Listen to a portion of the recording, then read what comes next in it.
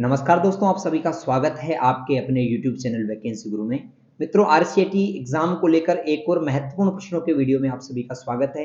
और दोस्तों याद रहे, ये इतना महत्वपूर्ण वीडियो है कि आपके एग्जाम में अच्छे नंबर अगर आपको प्राप्त करने तो इस वीडियो को पूरा देखना है और वीडियो को देखने के बाद एक बार दोबारा वो देख लेना, क्योंकि इतना ज्यादा महत्वपूर्ण वीडियो आपको पूरे यूट्यूब पर कहीं पे भी नहीं मिलेगा। लास्ट में स्टार्ट कर देता हूँ इस वीडियो को। प्रश्न नंबर 1 आपके सामने है। इस वीडियो में पूरे 45 प्रश्न पढ़ेंगे। पार्ट 1 वीडियो है। इसके बाद एक और वीडियो आएगा 40 प्रश्नों का, वो पार्ट 2 वीडियो रहेगा। दोनों वीडियो देखने पर आपके एग्जाम में जो प्रतिशत बनेगी आप सोच नहीं पाएंगे कि क्या स्थिति है। तो स्टार्ट कर देते हैं पहले नंबर प्रश्न को। ईमेल भेजने और प्राप्त करने, वेब ब्राउज करने, मूवी देखने आदि के लिए कंप्यूटर को क्या चाहिए? मित्रों, अगर आप ईमेल भेजना चाहते हो, प्राप्त करना चाहते हो, वेब ब्राउज करना चाहते हो, मूवी देखना चाहते हो, इसके लिए आपको इंटरनेट कनेक्शन होना आवश्यक है। तो पहले में ए सही जवाब है।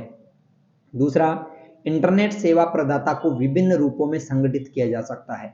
मित्रों, इंटरनेट जो सेवा प्रदाता होता है, आईएसपी, इंटरनेट सर्विस प्रोवाइडर, वो विभिन्न रूप से संगठित किया जा सकता है। वाणिज्यिक समुदाय का स्वामित्व वाला, गैर लाभकारी, निजी स्वामित्व वाला, या उपरोक्त सभी। मित्रों, ये सभी प्रकार के हो सकते हैं। व्यापारी भी हो सकता है, गैर लाभकारी संस्था भी हो सकती है, निजी स्वामित्व वाला भी हो सकता है। तीसरा, आईएसपी का आमतौर पर प्रदान की जाने वाली इंटरनेट सेवाएं हैं। इंटरनेट सर्विस प्रोवाइडर हमें कौन कौन सी सेवाएं देता है? मित्रों, इंटरनेट सर्विस प्रोवाइडर हमें इंटरनेट एक्सेस करने और वेब होस्टिंग की सेवा भी देता है, डोमेन नेम रजिस्ट्रेशन और इंटरनेट ट्रैफिक जैसी सेवाएं भी देता है, यूजनेट सेवा और कलेक्शन सेवा भी देता है। उपरोक्त सभी इसका सही जवाब होगा। चौथा प्रश्न है, खालिस्तान एक उपकरण या प्रोग्राम है जो प्रोग्राम कंप्यूटर को डेटा संचारित स्थानांतरित करने में सक्षम बनाता है।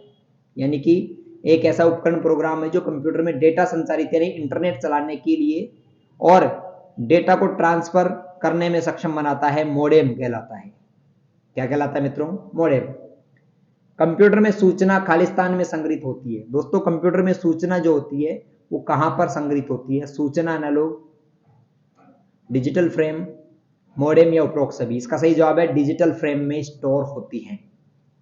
अगला, टेलीफोन लाइनों में सूचना खालिस्तान में संग्रहित होती है। जैसे कंप्यूटर में तो डिजिटल फॉर्म में होती है, वैसे टेलीफोन लाइनों में जो डेटा होता है, सूचना होती है, वो एनालॉग सूचना होती है। टेलीफोन लाइनों में एनालॉग और कंप्यूटर के अंदर डिजिटल फ्रेम, ये ध्यान रखना है। 7वां प्रश्न है, डिजिटल सूचना को एनालॉग सूचना में और एनालॉग सूचना को डिजिटल सूचना में किसके द्वारा परिवर्तित किया जा सकता है? यानी आपके कंप्यूटर के डेटा को डिजिटल को एनालॉग और एनालॉग को डिजिटल में कन्वर्ट करने के लिए किसका इस्तेमाल करते हैं? मित्रों, इसके लिए हम मोडेम का इस्तेमाल करते हैं। ऑप्शन डी ठीक आंसर है।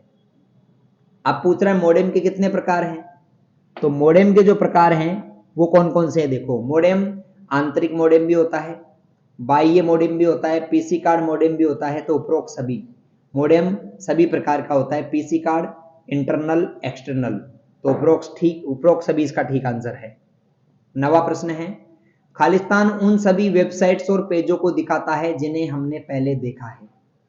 यानी इंटरनेट पर हमने क्या क्या पेज देख लिए, कौन कौन सी वेबसाइट चला ली, उसको देखने के लिए हम हिस्ट्री का इस्तेमाल करते हैं। तो हिस्ट्री में वो सारी चीजें सेव रहती हैं। अगला प्रश्न है, इंटरनेट से कंप्यूटर में फाइल सेव करना क्या कहलाता है? मित्रों, इंटरनेट से कंप्यूटर में आपके कंप्यूटर में एक फाइल लाना चाहते हो, तो इंटरनेट से कंप्यूटर में फाइल लाना क्या कहलाता है? दोस्तों, ये जो है इंटरनेट से कंप्यूटर में फाइल लाना, इसको हम डाउनलोडिंग कहते हैं। क्या कहते हैं मित्रों? डाउनलोडिंग कहते हैं। ऑप्शन ए इसका सही जवाब है। अगला देखो, खोज परिणाम आमतौर पर परिणामों की एक पंक्ति में प्रस्तुत किए जाते हैं जिन्हें अक्सर कहा जाता है। मित्रों, जो सर्च रिजल्ट होते हैं वो आमतौर पर एक पंक्ति में एक टेबल टाइप का बन जाता है, उसमें आता है। तो जिन्हें अक्सर हम क्या कहते हैं मित्रों? उन्हें हम सर्च इंजन रिजल्ट पेज कहते हैं। वो जो पेज आ जाता है ना सर्च करने के बाद, उस पेज को हम सर्च इंजन रिजल्ट पेज कहते हैं। जैसे गूगल पर आपने कुछ सर्च किया तो ऐसी लाइनें आ जाती हैं। ऐसी लाइन है। इसको हम इस पेज को, पूरे पेज को सर्च इंजन रिजल्ट पेज, खोज इंजन परिणाम पृष्ठ के नाम से जानते हैं। 12वां प्रश्न है, और एक बात तो आपको ध्यान में है कि वैकेंसी गुरु से बाहर आरसीईटी एग्जाम में कुछ भी नहीं आता है। और अगर आप कंप्यूटर के किसी भी क्षेत्र की तैयारी कर रहे हो, राजस्थान पुलिस, पटवारी, आरसीईटी, जो भी आपको वैकेंसी गुरु से तैयारी कर रहे हो, तो आप निश्चिंत हो जाइए, चैनल को सब्सक्राइब कर लीजिए। आपकी बेहतर परसेंटेज और अच्छी जगह नंबर, मतलब सभी जगह पर अच्छे अच्छे नंबर आएंगे। 12वां प्रश्न है, निम्न में से कौन सा सर्च इंजन विशेष रूप से वैज्ञानिक जानकारी के लिए बनाया गया है? ऑप्शन है गूगल, याहू, साइरस या अल्ट्रा विस्टा। इसका सही जवाब है दोस्तों साइरस। ऑप्शन सी इसका सही जवाब है। कौन सा सॉफ्टवेयर एप्लीकेशन इंटरनेट पर स्वचालित कार्य करता है? इंटरनेट बोट, वेब ब्राउजर, सत्र या कुकी। जिसका सही जवाब है इंटरनेट बोट। ये सॉफ्टवेयर ऐसा एक एप्लीकेशन है जो इंटरनेट पर स्वचालित काम करता है। ऑनलाइन बैंकिंग एक खालिस्तान प्रणाली है। दोस्तों, ऑनलाइन बैंकिंग जो होता है वो एक इलेक्ट्रॉनिक प्रणाली है, स्वचालित प्रणाली है, आर्थिक प्रणाली है या ई कॉमर्स प्रणाली है? मित्रों, ऑनलाइन बैंकिंग एक आर्थिक प्रणाली है ना, यानी इकोनॉमिक सिस्टम है। अगला है, खातों में भुगतान, दैनिक बिलों का भुगतान, बीमा प्रीमियम, बैंक स्टेटमेंट आदि अनुमति देता है internet, online banking, e commerce, email या गूगल? इसका सही जवाब है दोस्तों इंटरनेट बैंकिंग। इन सभी चीजों के लिए इंटरनेट बैंकिंग जो है वो जिम्मेदार रहता है। अगला प्रश्न, वित्तीय संस्थान ग्राहकों द्वारा किए गए लेन देन से संबंधित जानकारी भेजते हैं, संदेश से, ईमेल से, दोनों से? अगर आप बैंक में कोई भी ट्रांजेक्शन करते हो तो या तो आपके पास मैसेज आता है या ईमेल आता है, ए और बी दोनों सही जवाब है। अगला है, ऑनलाइन बैंकिंग के लाभ क्या क्या है? मित्रों, ऑनलाइन बैंकिंग का एक लाभ है कहीं भी कभी भी 24/7 इसका इस्तेमाल कर सकते हो। लेन देन पर कम लागत, समय की बचत और सुरक्षित होता है, बिल्कुल ठीक है। पैसा तुरंत स्थानांतरित होता है, उपयोगिता बिलों का भुगतान भी कर सकते हो, बिल्कुल ठीक है। उपरोक्त सभी, इसका सही जवाब है उपरोक्त सभी। 18वां प्रश्न, बैंक खाते कितने प्रकार के होते हैं? मित्रों, बैंक खाते चालू खाता भी होता है, बचत खाता भी होता है, आवर्ती खाता भी होता है, उपरोक्त सभी प्रकार के बैंक अकाउंट होते हैं। ऑप्शन डी ठीक जवाब। एक डिजिटल भुगतान प्रणाली ऑनलाइन लेनदेन के लिए भुगतान स्वीकृत प्रदान करती है, इलेक्ट्रॉनिक, ऑफलाइन, नगद भुगतान या फिर उपरोक्त सभी? मित्रों, डिजिटल भुगतान प्रणाली में हम केवल इलेक्ट्रॉनिक पेमेंट ही कर सकते हैं, ऑनलाइन पेमेंट कर सकते हैं, ऑफलाइन की स्वीकृति इसमें नहीं मिलती। 20वां, डिजिटल भुगतान प्लेटफॉर्म, भुगतान गेटवे किसके द्वारा एकीकृत किए जाते हैं? मित्रों, डिजिटल भुगतान प्लेटफॉर्म, भुगतान गेटवे जो है वो किसके द्वारा एकीकृत किए जाते हैं? उसमें से कौन सा है जो डिजिटल पेमेंट का प्लेटफॉर्म है? डेबिट कार्ड, ठीक है ना, डेबिट कार्ड गेटवे है ऑनलाइन पेमेंट का। नेक्स्ट है, क्रेडिट कार्ड कौन जारी करता है? मित्रों, क्रेडिट कार्ड बैंक भी जारी करते हैं और वित्तीय संस्थान भी जारी करते हैं। ऑप्शन ए और बी दोनों इसका सही जवाब होगा, ऑप्शन ए और बी दोनों। अगला देखो, क्रेडिट कार्ड के प्रकार क्या क्या हैं? क्रेडिट कार्ड के कौन कौन से प्रकार हैं, फटाफट से जवाब दीजिए, आपको कमेंट करना है इस पर। मित्रों, मैं आपको बताना चाहूंगा कि क्रेडिट कार्ड के जो प्रकार हैं वो वीजा, अमेरिकन एक्सप्रेस, बिल्कुल ठीक है, मास्टर कार्ड, डिस्कवर, उपरोक्त सभी। 22वें में ऑप्शन डी सही जवाब है, ये सभी क्रेडिट कार्ड के प्रकार हैं। अगर आपने जवाब दिया ऑप्शन डी तो ठीक आंसर। 23वां देखो, सुरक्षित और सत्यापित ऑनलाइन भुगतान करते समय सुनिश्चित करें कि एड्रेस बार में क्या क्या है? बताओ फटाफट से, कमेंट करो। सुरक्षित और सत्यापित ऑनलाइन भुगतान करते समय हमें एड्रेस बार में क्या क्या चीजें देखनी चाहिए, ये बताओ आप। और मैं आपको बताऊंगा दोस्तों, लॉक का सिंबल भी देखना चाहिए, HTTPS भी देखना चाहिए, तो इसका सही जवाब है ए और बी दोनों, ठीक है। ऑप्शन सी अगर आपने जवाब दिया तो बिल्कुल ठीक है। क्रेडिट कार्ड नंबर में कितने अक्षर होते हैं? दोस्तों, क्रेडिट कार्ड के जो नंबर होते हैं उसमें 16 अक्षर होते हैं, याद रखना 16, मतलब आधार कार्ड से 4 ज्यादा। आधार कार्ड में 12 होते हैं, क्रेडिट कार्ड में और डेबिट कार्ड, ATM कार्ड में भी 16 होते हैं, क्रेडिट कार्ड में भी 16 होते हैं। अगला है फास्टैग किस वाहन पर लगाया जाता है? दोस्तों फास्टैग 4 पहिया वाहन पर भी लगाया जाता है और 4 से अधिक पहिया वाहन पे भी लगाया जाता है। ए और बी दोनों सही जवाब है, यानी दुपहिया और 3 पहिया वाहनों पर ये नहीं लगता है फास्टैग। अगला, फास्टैग वाहन पर कहां पर लगाते हैं? तो दोस्तों फास्टैग जो है उसकी फ्रंट स्क्रीन पर लगाया जाता है, फ्रंट जो विंड स्क्रीन है उस पर लगाया जाता है, ऑप्शन बी। फास्टैग किस विधि द्वारा काम करता है? मित्रों फास्टैग में RFID टेक्नोलॉजी का इस्तेमाल करते हैं, रेडियो फ्रीक्वेंसी आइडेंटिफिकेशन, RFID। अगला, फास्टैग वैलिड है? फास्टैग 5 वर्षों तक वैलिड रहता है। फास्टैग जो होता है दोस्तों 5 वर्ष तक वैलिड रहता है, उसके बाद उसको रिन्यू कराना पड़ता है, नया बनवाना पड़ता है। तो फास्टैग 5 वर्ष तक वैलिड है। नेक्स्ट क्वेश्चन, भारत में फास्टैग सबसे पहले किस हाईवे पर और कब शुरू किया गया था? भारत में सबसे पहले फास्टैग कब और कहां शुरू किया गया था? अहमदाबाद और मुंबई हाईवे में 2024, जयपुर दिल्ली हाईवे 2014, अहमदाबाद और मुंबई हाईवे 2014 या जयपुर दिल्ली आगरा? दोस्तों अहमदाबाद और मुंबई हाईवे 2014 में शुरू किया गया था। इंटरनेट बैंकिंग सुविधा को क्या कहा जाता है? SBI बैंकिंग, नेट बैंकिंग, ई पेमेंट या SBI कनेक्ट? ठीक है, इंटरनेट बैंकिंग को नेट बैंकिंग के नाम से भी जाना जाता है, ऑप्शन बी। 31वां प्रश्न है, और ऐसे प्रश्न दोस्तों जो एग्जाम में हूबहू मिलते हैं विद ऑप्शंस, ऐसे इस वीडियो में प्रश्न है, और आगामी सेकंड नंबर पार्ट में भी ऐसे ही आपको प्रश्न मिलेंगे। तो आपकी अच्छी तैयारी हो, इस वजह से वैकेंसी गुरु टीम ने आपके लिए प्रश्न बनाए हैं। अगला प्रश्न देखिए क्या है, RTGS का मुख्य उपयोग मुख्य रूप से निम्नलिखित श्रेणी में धन के हस्तांतरण के लिए किया जाता है। RTGS का उपयोग 2 लाख से अधिक के बड़े लेन देन होते हैं ना, उनके लिए किया जाता है, उससे छोटे के लिए NEFT काम में लेते हैं।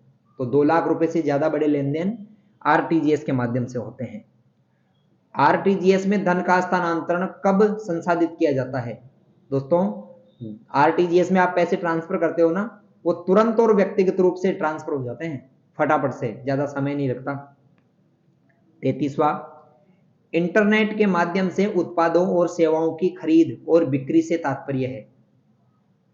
ई कॉमर्स, इंटरनेट बैंकिंग, ई भुगतान या ई जॉब्स? दोस्तों इसका सही जवाब है इंटरनेट के माध्यम से सेवाओं और वस्तुओं का जो विक्रय होता है उसको ई कॉमर्स के नाम से जानते हैं। 34वां क्वेश्चन है, B2C, B2B, C2C और C2B, एम कॉमर्स, ये सब किसके प्रकार हैं? मित्रों ये सारे के सारे ई कॉमर्स के प्रकार हैं, इलेक्ट्रॉनिक कॉमर्स, ऑनलाइन व्यापार के प्रकार हैं। अगला है B2C ई कॉमर्स के उदाहरण हैं। दोस्तों B2C ई कॉमर्स का उदाहरण कौन सा है? बिजनेस टू कंज्यूमर की सेवा देता है, फ्लिपकार्ट, स्नैपडील, पेटीएम, ये सभी B2C ई कॉमर्स के उदाहरण हैं। 37वां क्वेश्चन, B2B ई कॉमर्स के उदाहरण कौन सा है? मित्रों B2B, business to business, india.alibaba.in है, amazon.business.in है, ए और बी दोनों, ए और बी दोनों इसका सही जवाब होगा, ठीक है ना। 37वां क्वेश्चन है, एम कॉमर्स का उदाहरण है मोबाइल कॉमर्स, ठीक है, एम कॉमर्स का मतलब मोबाइल कॉमर्स, ऑप्शन सी इसका ठीक आंसर है। अगला प्रश्न देखो 38वां, एम कॉमर्स के लाभ हैं, ये प्रश्न बताऊं उससे पहले एक बात ध्यान से सुन लो। अगर आप अभी भी ऐसा आपको लगता है कि सर हमारी तैयारी बहुत कमजोर है, हम पास भी होंगे कि नहीं होंगे, हम खुद अपने आप को कमजोर फील कर रहे हैं, तो दोस्तों आप लोग गूगल में वैकेंसी गुरु वेबसाइट सर्च करना। वैकेंसी गुरु वेबसाइट पर 600 प्लस इंपॉर्टेंट क्वेश्चंस मिलेंगे, आपको सभी ओल्ड पेपर मिलेंगे और फ्री में मॉडल टेस्ट पेपर और आपको ऑनलाइन टेस्ट यहां पर देखने को मिलेंगे। तो इस वीडियो को देखने के बाद गूगल में सर्च करना वैकेंसी गुरु या RCIT इंपॉर्टेंट क्वेश्चंस वैकेंसी गुरु या RCIT ऑनलाइन टेस्ट वैकेंसी गुरु सर्च करोगे तो वैकेंसी गुरु वेबसाइट पे चले जाओगे, वहां से सभी प्रकार के फ्री में इंपॉर्टेंट क्वेश्चंस ऑनलाइन टेस्ट आपको देखने को मिलेंगे, ठीक है मित्रों, तो ये जरूर करें। चलते हैं हम अगले प्रश्न पे। एम कॉमर्स के लाभ है सुविधा, उत्पादकों की श्रृंखला, पैसे की बचत, माल की वापसी, भुगतान विकल्प, उपरोक्त सभी, ये सभी प्रकार के ऑप्शन एम कॉमर्स में हमें मिलते हैं। अगला SNS का पूरा नाम है social networking services, social networking service, ठीक है। अगला 40वां प्रश्न है, कौन सी सोशल नेटवर्किंग साइट पेशेवर अनुसरण और दृश्य सामग्री को साझा करने और इसे खोजने पर ध्यान केंद्रित करती है? मित्रों, सोशल नेटवर्किंग की वो साइट जो पेशेवर अनुसरण और दृश्य सामग्री को शेयर करने के लिए ध्यान केंद्रित करती हैं, उसको हम क्या कहते हैं मित्रों? उसको हम कहते हैं इंस्टाग्राम, जिसपे फोटोज आप डालते हो। अगला, ई कॉमर्स के शुरुआती वर्षों में दौरान फंडिंग का प्राथमिक स्रोत क्या था? ई कॉमर्स के शुरुआती वर्षों में जो फंडिंग का प्राथमिक स्रोत था वो था दोस्तों बैंक लोन। बैंक से लोन लेके उन्होंने काम किया था। अगला, ई कॉमर्स का वह आयाम जो राष्ट्रीय सीमाओं के पार वाणिज्य को सक्षम बनाता है, उसे हम क्या कहते हैं? दोस्तों, ई कॉमर्स का वह आयाम जो राष्ट्रीय सीमाओं के पार जाता है उसको हम विश्वव्यापी पहुंच कहते हैं। ठीक है। अगला, ऑनलाइन शॉपिंग साइट पर शॉपिंग कार्ट का प्राथमिक कार्य क्या है? शॉपिंग कार्ट में हम दोस्तों जो भी सामान लेते हैं उसमें ऐड कर सकते हैं, ऐड टू कार्ट। तो उपयोगकर्ता इसमें क्या कर सकता है? खरीद के लिए चयनित वस्तुओं का भंडारण कर सकता है। कौन कौन सी वस्तुएं खरीदेगा उसको स्टोर कर सकता है। अगला, सोशल नेटवर्किंग साइट की प्राथमिक विशेषता क्या है? जो उपयोगकर्ता को चित्र साझा करने और वीडियो शॉट करने की अनुमति देता है। इसको दोस्तों हम स्टेटस अपडेट कहते हैं। सोशल मीडिया पे हम क्या करते हैं, छोटे छोटे वीडियो और इमेज शेयर कर सकते हैं ना, उसको स्टेटस अपडेट करना कहते हैं। और अंतिम प्रश्न है, अंतिम प्रश्न देखने के बाद कमेंट करके बताना कि इस 45 प्रश्नों में से कितने प्रश्न सही हैं आपके। ठीक है। डिजिटल हस्ताक्षर संदेशों के लिए प्रदान नहीं किए जाता, नहीं करता। डिजिटल हस्ताक्षर संदेशों के लिए क्या प्रदान नहीं करता? प्रमाणीकरण करता है, गैर अस्वीकृति, ठीक है, गोपनीयता और ग्राहक सहायता प्रदान करता है। दोस्तों, इसका सही जवाब ये नहीं करता है की जगह करता है रहेगा यहाँ पर, और इसका सही जवाब रहेगा डिजिटल हस्ताक्षर संदेशों को प्रमाणित करता है, यानी ऑप्शन ए इसका सही जवाब है। ऐसे करके 35 में से कितने प्रश्न आपके सही हुए कमेंट करके बताएं। वीडियो कैसा लगा, अच्छा लगा तो लाइक कीजिए, अपने दोस्तों के साथ शेयर कीजिए। ऐसे ही मिलते रहिए वैकेंसी गुरु पर। सभी को नमस्कार, राम राम, जय श्री राम।